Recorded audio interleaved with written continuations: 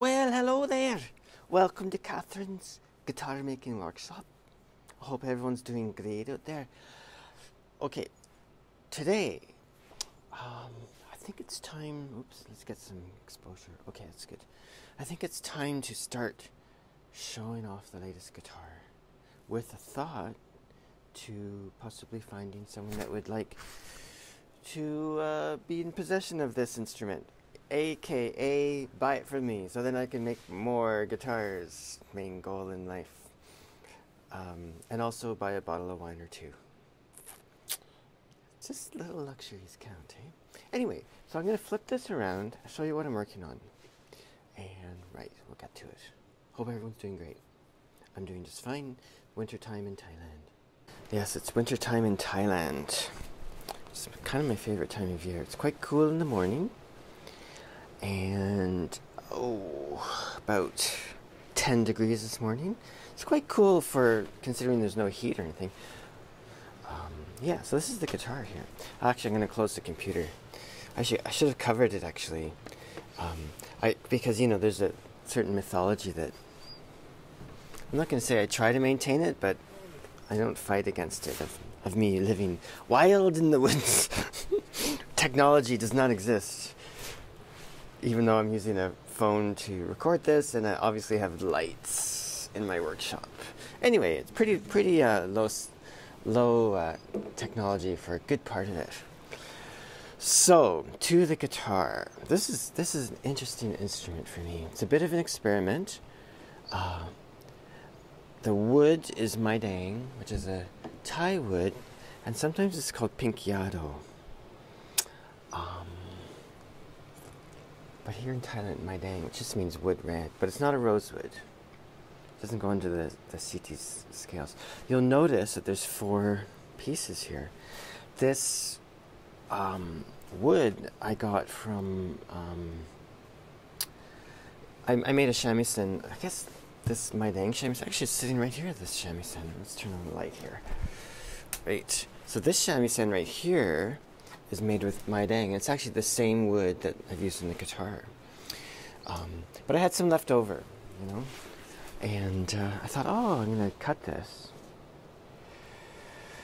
So I cut it by hand, like it's all, like, you know, panels cut by hand, by a handsaw. This saw, it's quite a job, I'll tell you. But I had lots of time to do it, so no problem. And also I developed a good technique for cutting pieces, you know. So that's why there's 4 pieces, because they were narrow boards, right? So at any rate, what I've done is I've sandwiched maple veneer in between them. It's quite nice. And then I've also added a bit of, well, I was just messing around. Like this, like I said, it's an experimental instrument, so I thought, oh, I'm going to do some little interesting little detailing there. And that's what I've done there and at the bottom too. Right, here we go. Yeah. So it's a really beautiful wood. It bent really, well, I'm going to say interestingly. It was like a bit rubbery, you know what I mean? Like it was really elastic. It was quite amazing to bend. Yeah. And also reflecting just the plain maple on the back. I've also, on the sides, in terms of the purfling, also I used some Mai Daeng binding here, and I just put a simple layer of maple purfling in there to separate it. I really love complex purfling, like to see it. And this fellow I'm friends with on Facebook is an amazing guitar maker as well, if I may say so myself. He does beautiful purfling. But my own, anyway, I admire his work very much. Luis, I'll put a link. I'll put a link to his thing, his page.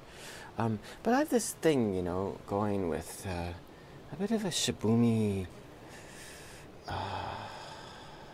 what's a couple Japanese words that describe, you know, the idea of, same in the back here, just one piece of maple veneer there. Idea of simplicity and inconsistency and all that stuff. So I really love that in all my work, so I tend to do that. The top is a Canadian Cypress, also known as Alaskan yellow cedar. It's not really cedar, it's a cypress, right? So, yeah. There's something I need to talk about the top, full disclosure wise, but I'll continue on. The frets it's going to be hard to tell because it's a pretty subtle gold, but they're Evo gold frets. They're a little bit harder than the usual nickel silver. And they have a slightly gold / coppery tint to them, which I quite like. And I really loved working with them as well. The neck is a Spanish cedar.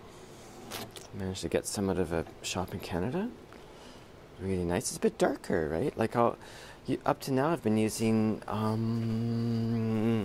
Port Orford cedar for my necks. Beautiful wood, love it. It's a bit lighter though. So Spanish cedar is a little bit darker. And also, what's really interesting that on this piece at least is, see if I can get this on the camera. Depending on the angle, it ends up showing up like you'll see some white. Oh, see that the vertical white's kind of grain showing up there. At different angles, it changes. That's quite lovely, actually, the way it does that. It's not showing up in the camera that well, but you get the idea. And on the head plate, I've had a piece of Mai Daeng that had a really nice kind of bunched up grain to it. So you can see up there, right at the top there. It's quite beautiful, you know. Anyway, the Mai Daeng to match the back and sides, at least in tone. The fingerboard is Makassar ebony, which I've generally used. Really like it. I still have to finish this, and well, of course I have to still put the bridge on. The bridge I have over here. We've got I'm going with a Palfaro bridge on this one. I'll go in there. It's quite nice, actually.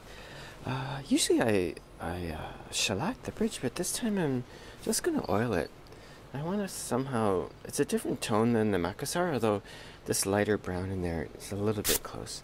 Anyway, I just want to match the surface tone a bit, so it's going to be more oil, so it'll be less shiny. Anyway, so at this stage I'm just doing the French polish, right? I'm pretty far along. You can see that it's very reflective, right? Already. Let me see if I can get something so you can see. There, you can see that knife in there, right? So it's looking quite good, actually. But I still have a number of days to go, so I'm sure I have another. I don't know. Maybe later this week. It's Monday today. Maybe Friday I'll glue the bridge on. Anyway, French polish is a very slow process, but I love doing it, right? And time is my friend in general, anyway. So I'm never in a rush with this stuff.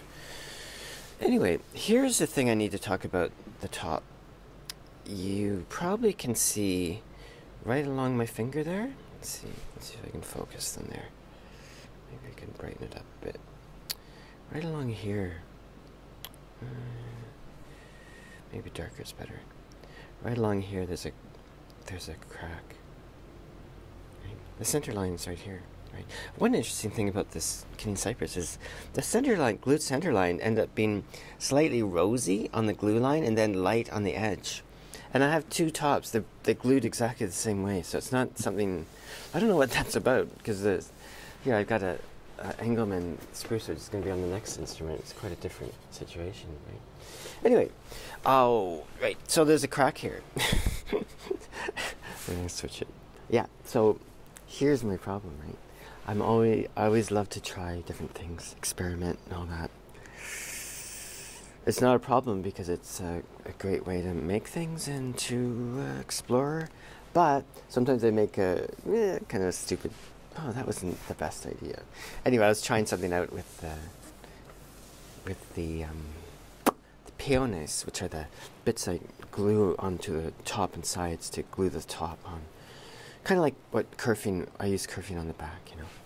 Anyway, yeah, so I kind of did, I won't go into details about it, but I did something that I won't do it ever again. It's not the end of the world, and it's fine, right, I think. But I need to let anyone know that that's the case. Probably what I'll do, once I get this finished and strung up, I'll hang on to it for a while and try it in different humidity levels and stuff. But I'm pretty sure that crack that happened isn't going to be a problem at all. You know, I mean, it's fully glued and solid. You know, I mean, if you think about it, the center of the guitar top has a glue line on it as well. You know, pretty sure it won't affect the sound at all either. But you know, what I'll do is I'm gonna. Usually I hang on to the guitars anyway for a while and play them in, so it's not gonna be a problem. But if someone does want it, probably what I'll say is, sure, you can buy it, but let me hang on to it for months just so I know for sure that it's fine. Okay, I'm gonna switch. Hang on. I did it again. I didn't press the go button. Okay, where was I? Oh, hang on. Yeah, so as I was saying, there's that crack that happened there. Anyway, glued up. It's very solid. If we keep in mind, it's right on the grain, shouldn't be an issue. You know, likewise, guitar tops in general have a seam right in the middle. You know what I mean? So, anyway, it's basically another seam. Should be fine, but you know, again, I want to test it out and all that. Yeah. Anyway, here's the rosette. Really like this rosette. I'm like, each one I do is completely unique, right? But I really, something about the abstractness of this I really like. And I also thought, oh, I'm going to replicate this on on this tail piece here. So there's a bit of a referencing going on there, you know? Basically strips of thin veneer pieced together. Yeah. Anyway, so I've got the French polish going. Probably will, I'm not sure if I said this already, but probably glue the bridge on, gee, I don't know, maybe Friday. Yeah, French polish is looking good. Each guitar I make, of course, everything's getting better, but especially the finish. Each one is a little bit better. So it's just natural, but it's never perfect in my eyes, right? I'm not a perfectionist, but for some reason with the finish, I just want it to be perfect. Anyway, yeah, anyway, that's a whole other discussion, I guess. Anyway, it's really beautiful, and you can see that it's, you know, you can see, you know, my hand reflected and all that. Yeah. Pretty cool, eh? And the Mai Daeng is polishing up really nice. It's quite a hard wood, you know. Yeah, really fun. Anyway, I love doing the French polish. It's very slow going and all that. So, what else? Oh, the purfling I did here in the top is some bloodwood. Is it bloodwood I used? Oh no, I used cherry and maple. Yeah, and again, referencing some of the wood that's in the rosette. One thing about this instrument is the binding I cut by hand, basically. Like, it wasn't milled or anything. So it's not quite as even as something that might be milled or perfect. Yeah. Anyway, for what it's worth, you can see, it's going to be hard to see them. It's pretty subtle, but I'm trying to find, oh, you'll see a small, right here. Oh, I need to fill that. Damn, okay, I missed that one. Okay. Yeah. Anyway, I love it. It's great. But it's not a factory. It's not a, you know, what do you call it? It's not a factory instrument, so it's has its uniqueness for each one. Yep. Anyway, enough of that.